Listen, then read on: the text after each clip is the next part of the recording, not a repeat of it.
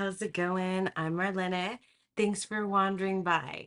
So, today I'm going to do the 25 in 2025 books that I want to read on my TBR. So, I think that this video won't be as popular as my 25 tarot decks to be read in 2025. But so if you're more interested in tarot than books, then go check out that video if you haven't seen it already. But for those of you, God, I've got crazy hair right now because I just got out of the shower and I'm just like throwing it up in a ponytail. Who cares?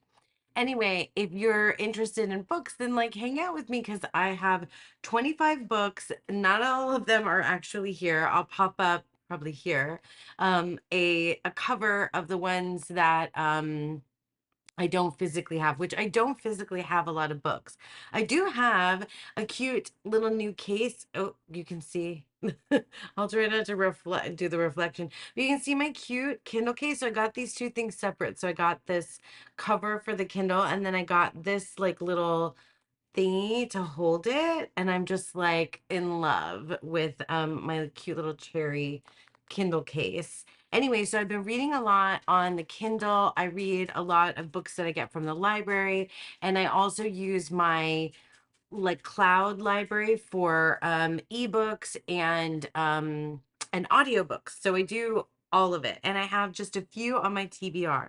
So I'm going to go down the 25 and 25 books that I want to read this year, and I have, just I know more about some others, and then I have four of them that I've already read.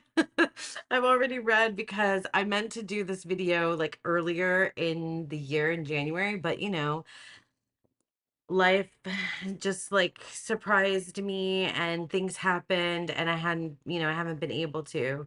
But starting to get back to normal-ish around here, still trying to do the fun things to keep me going. If you're unsure what I'm talking about, my partner has been ill and was in the hospital, and he's doing much, much better now. For those of you that are interested in like my life updates, he's doing better, but we're still healing and we're still, we still have a long road ahead of us. Anyway, so without further ado, let's get into the 25 books in 2025 that no, let's get into the 25 titles, the books that I want to read this year in 2025. So we'll start with the four books that I have my physical TBR. So the first book is If We Were Villains by M.L. Rio. So this is a mystery thriller, and all I know about it is that it takes place, I believe, on a college campus, and it is a group of actors or theater students that are doing Macbeth. Is it Macbeth or Hamlet? I think they're working on but enter the players. There were seven of us then, seven bright young things with wide, precious futures in front of us. Okay, hang on.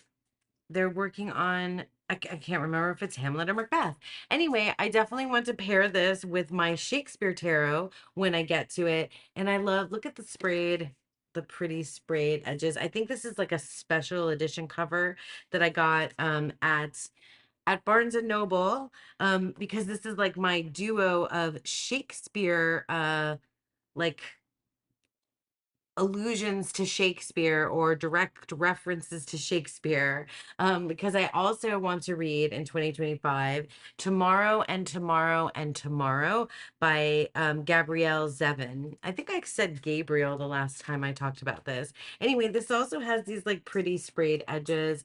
And I'm just okay. So what do I know about this book? It is a literary fiction, and what we're following like two close friends over like a period of like, I don't know, a decade, maybe more. We follow them over time, and they like form a video game company together. But from what I hear, it's not just about like their video game company, but rather like the nature of friendship over a course of time.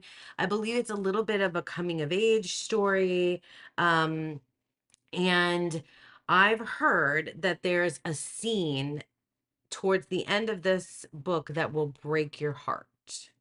And I love that in a novel. So I want to read Tomorrow and Tomorrow and Tomorrow.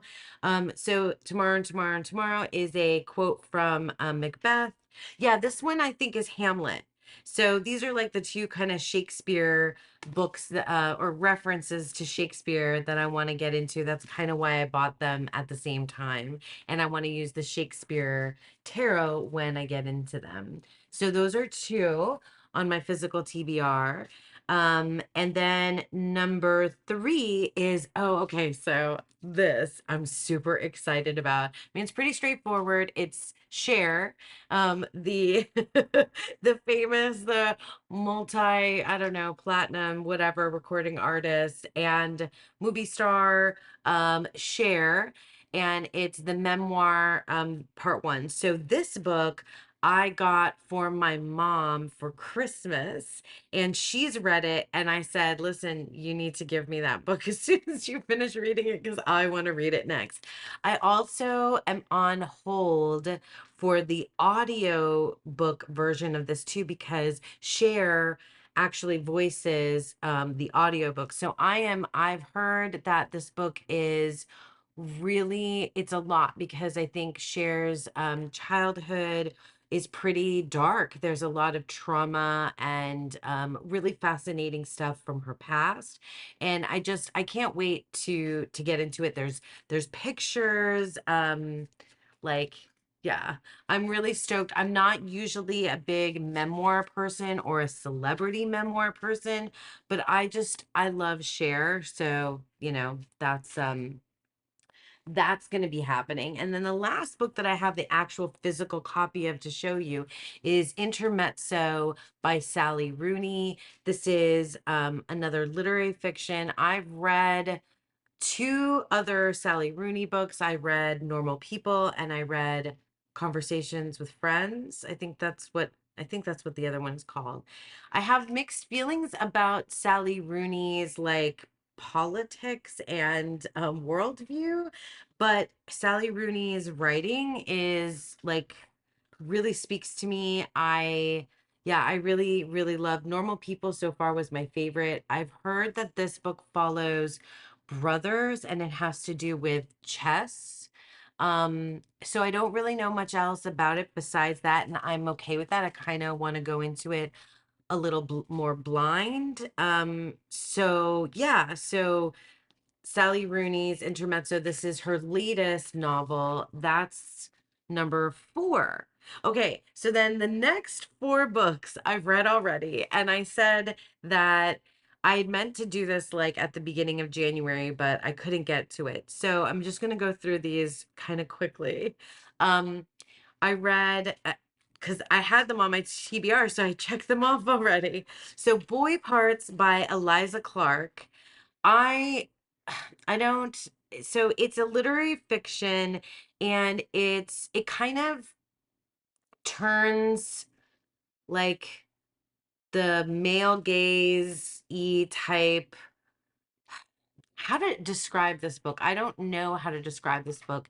It's really disturbing. It's really bizarre. It follows a character, an unreliable narrator who's maybe unlikable as well, who is a photographer that takes pictures of men and is disturbed. And they have, there's some like really messed up things that are going on there. The book takes crazy, disturbing turns.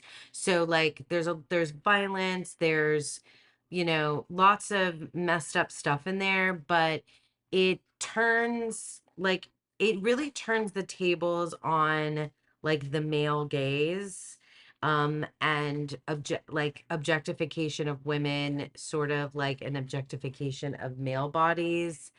In this book there's like I could write a paper on it or several and I could have several long conversations about it. But yeah, Boy Parts by Eliza Clark. I definitely, if not this year, but maybe eventually, want to read more by this author.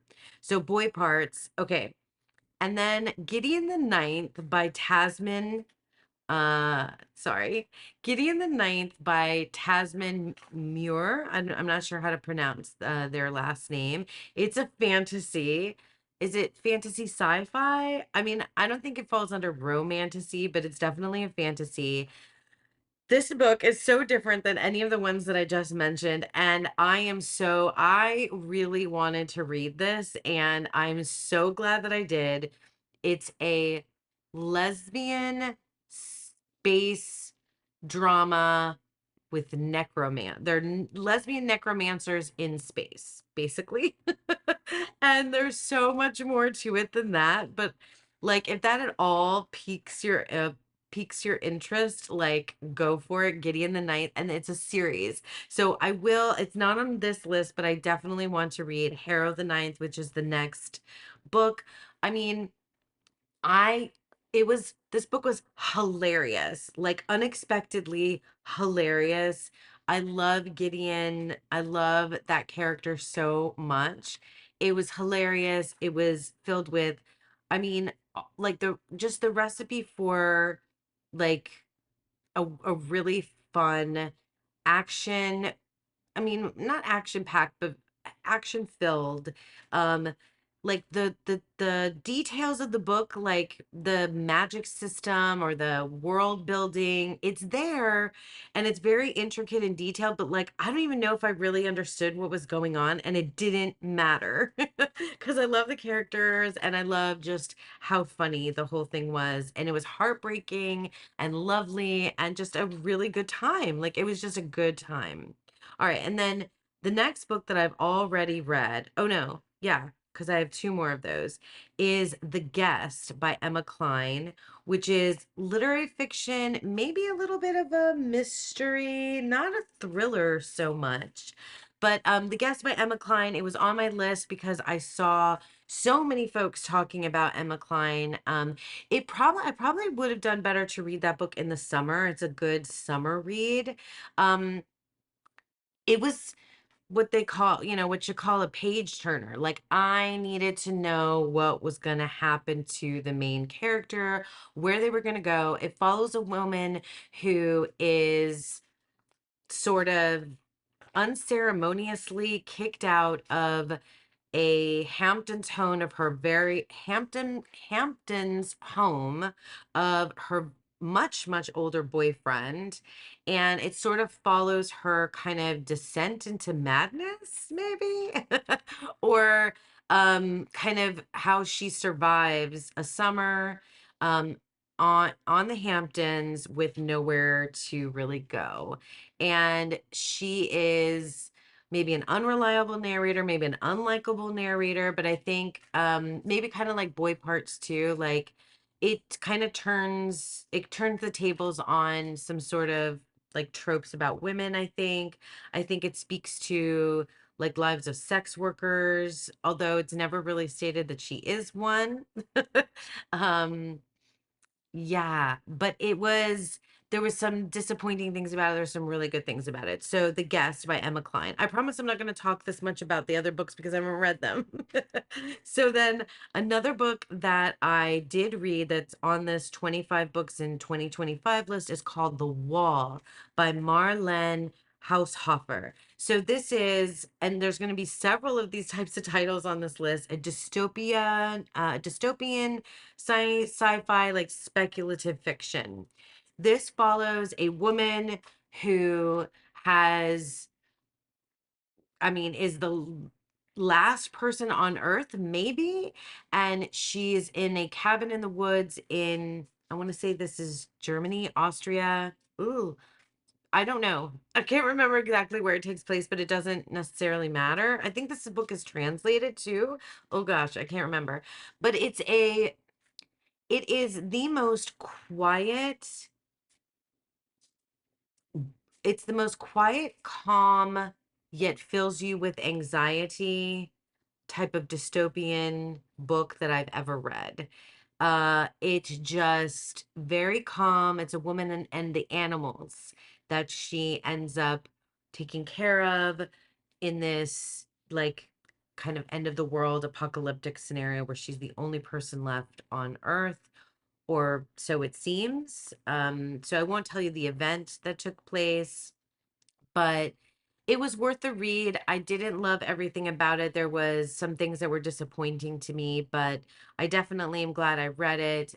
So and it was a quick, well, it should have been a quicker read, but it took me longer than it normally would have because of life stuff. But like it's I think just a little over 200 pages. So The Wall, if you're into dystopia, like you, this one, if you loved I Who Have Never Known Men, this is a book that, that people recommend. It's not as good as that book, but it was good. Okay, so those are the books that I physically have and the books that I've already read. Now, from 9 to 25, the rest of the books are books that I have not read yet and that I don't physically own. So I'm going to be getting these from the library throughout the year. And I have plans like for some of these during like certain times of the year as well, but we'll see. Okay, so next on my list of 25 books that I want to read in 2025 is The Secret History by Donna Tartt. Now, this is an older book. It's a thriller mystery, is the genre. And it's been out. I can't even say when it was published, but I want to say it's at least 20 to 30 years old, if not older than that. And I've heard tons about it. Like it's all over the place in all the like booktubers and lists and things like that. And so I know it follows, I have a thing, I guess, for like, um, books about college students. And so this, I think, follows college students as well. But that's really all I know about it. I haven't really read too much about it because I kind of want to go in blind and be as, mind blown by it. So, The Secret History by Donna Tartt is on the list. Sunburn by Chloe Michelle Howarth is another book that I think I want to read in the summer. Sunburn, obviously. All I know about this book is that it's a coming of age literary fiction. I think it's LGBTQ. And it's, I think it's a young lesbian couple or girls that fall in love with each other when they're young, and then like it follows them over time. So yeah, that sounds like a lot of fun, and I think it's like really um it's supposed to be kind of like heartbreaking, and I love heartbreaking novels. So then, for a complete change of pace, the next book that is on my list is Red Rising by Pierce Brown. This is science fiction fantasy. It's a series. I believe there's 4 or 5 books in the series already out. And it all I know about Red Rising is that it takes place on Mars. That's it. That's all I know. That's all I know about it. But I don't remember. I'm sure I've heard more about it, but like I can't remember anything. So people really loved it, and people that I know and respect their book taste have it on their lists as well. So it's on my list. Then another fantasy book is called Piranesi by Susanna Clark. And I want to say that this has some like crossovers with mythology. I don't know which mythology though, which ancient mythology. If that's even true, I could be misremembering that.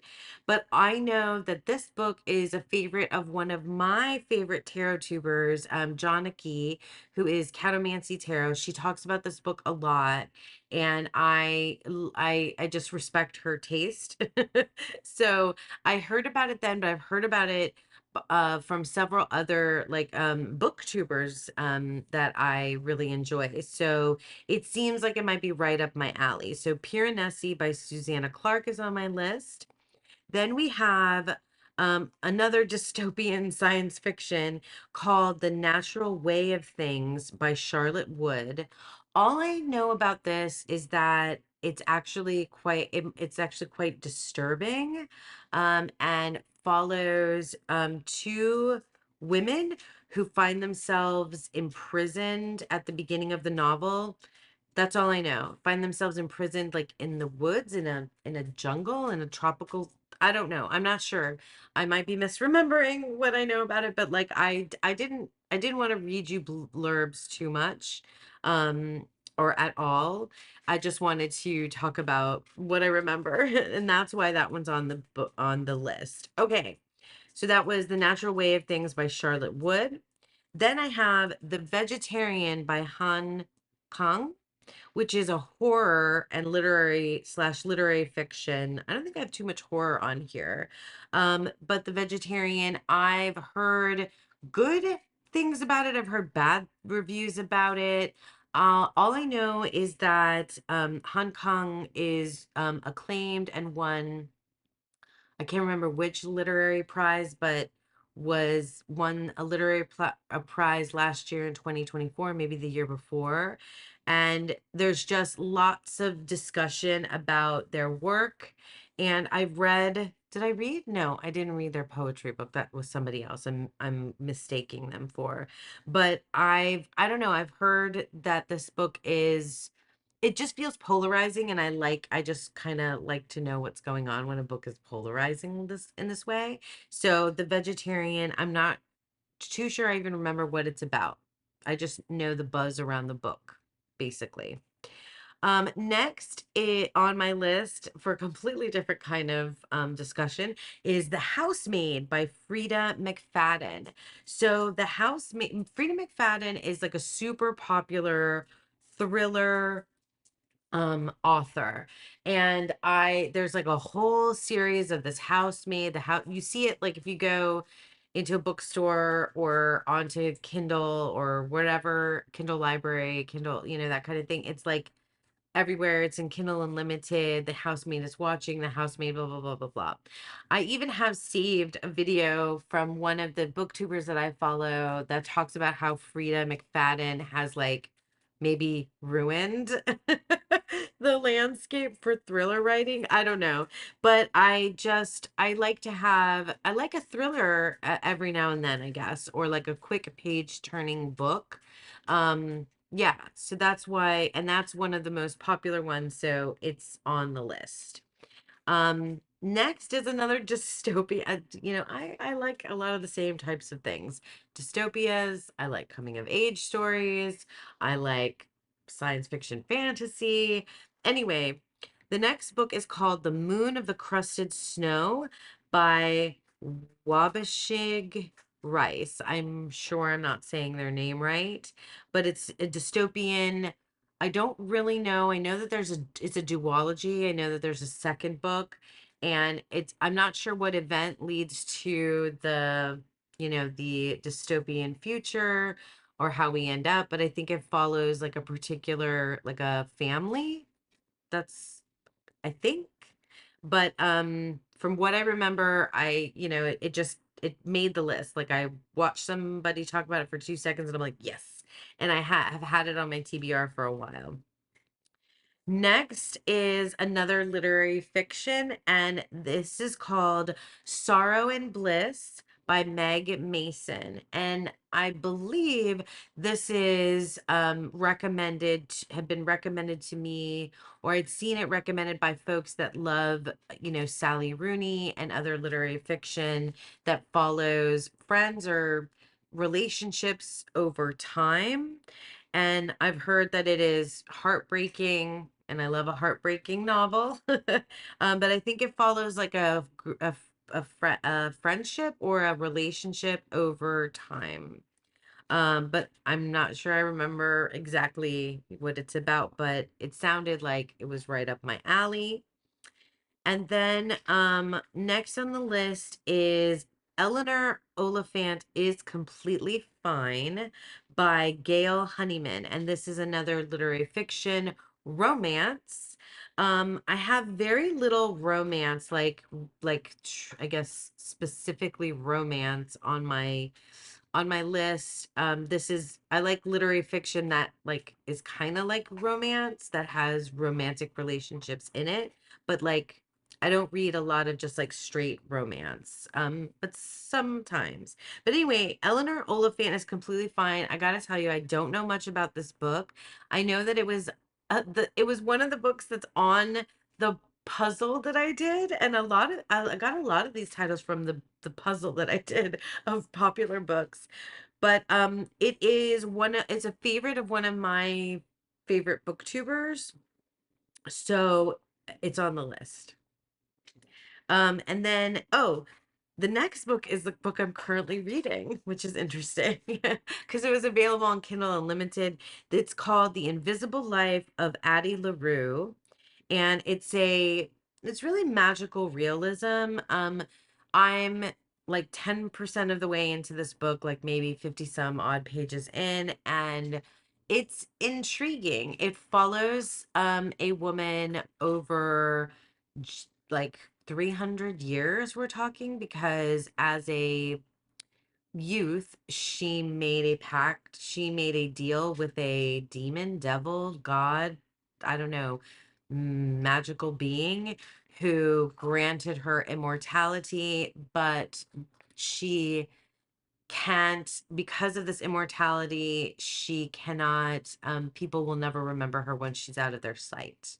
So yeah, it's interesting. So we'll see. So far I'm enjoying the writing. I've heard mixed reviews about this book as well. Um, and then we have on this list The Sirens by Amelia Hart. Okay, so Amelia Hart, I think, wrote the field guide, something about fairies, field guide thing. I can't remember the name of that book. But and this is a fantasy book, The Sirens. So I have not read any Amelia Hart, but this is about mermaids, and I love mermaids. I do. I'm a sucker for mermaids. So if you know of any other mermaid books that are, yeah, that might even be literary fiction. Oh, I've read The Pisces. Don't recommend that one to me. I didn't like it. But anyway, The Sirens, I don't really know. I think it's two different stories at two different time periods that maybe eventually mesh up, but I know that it's mermaids. I know it's about mermaids. So that's on the list as well. That might be a summer read also. And then I have on this 25 and 2025 list of books is The Girl on the Train. This book has been around for forever, not forever. I don't even know, like early 2000s, I want to say, or mid 2000s. It's a thriller by Paula Hawkins, and I might be the last person on the planet who has not yet read The Girl on the Train. It's supposed to be amazing. I don't really know a lot about it, and I'm good with that. Like, I know spoilers, I guess. So I just know that I want to be, I want to be part of the conversation of these like really popular books. Um, well, not all the popular books, some of them. Some of them like this one. Okay, and then next on my list is a book called A Certain Hunger by Chelsea G. Summer, and this is a horror book. I think is it is this a book about about a person that is it vampires or is it like cannibalism? I'm not sure. I'm not sure, but I think it's got a wild um female protagonist who's unreliable, maybe unlikable, kind of just out there, which is like something that I've been interested. I've read a lot of books like this recently, and I've been really enjoying like the female, rage protagonist, digging that sort of genre. Um, and yeah, so that's on the list. A Certain Hunger. I think it might be vampires, but I'm not sure. Okay. And then another book that's on my list is probably a book that many of you, if you're interested in books, knows about, is called My Brilliant Friend by Elena Ferrante. This is historical fiction, which is not usually my genre. That's more my mom is historical fiction. But My Brilliant Friend is what was it? It was like the number one. It was number one on many bestseller lists. It was number one on the New York Times, like best books of the, of the last 25 years, I want to say, that list, which was a very subjective list, but they all are subjective. But this is like a huge novel that is like, newer in like the more modern era. So I definitely want to try to read it because it's one of those books that people talk about a lot. And two more to go. Okay, so number 24 on my list of books, 25 books I want to read in 2025 is The Blue Book of Nebo by Manon Stephen Ross. This is another like quiet, slow burning dystopian novel that follows a young boy. That's all I know. And that's all I know. I know the cover is blue, and I know that it's been recommended to me because I Who Have Never Known Men, which is a really amazing dystopian novel. And I love dystopias. I love them. So this one was recommended to me in lists of like The Wall, like I mentioned before.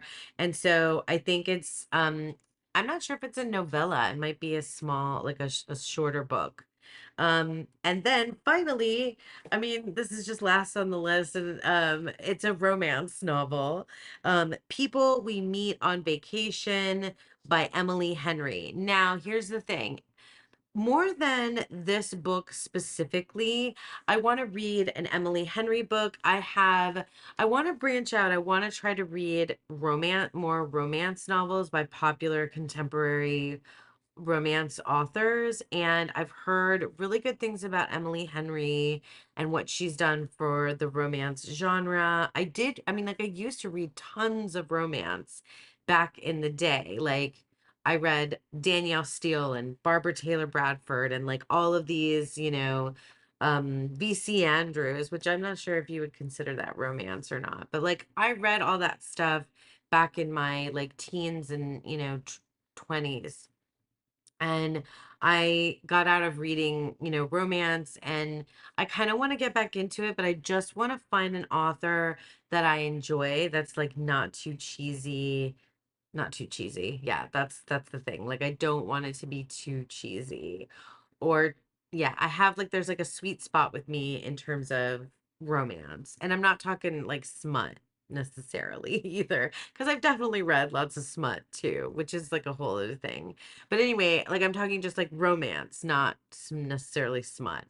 And so yeah, so People We Meet on Vacation is the one that I kind of glommed onto as one that I wanted to read this year.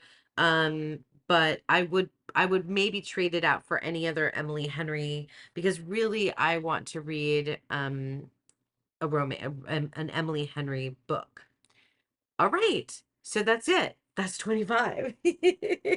That's 25 books that I want to read in 2025. And I've already read four of them.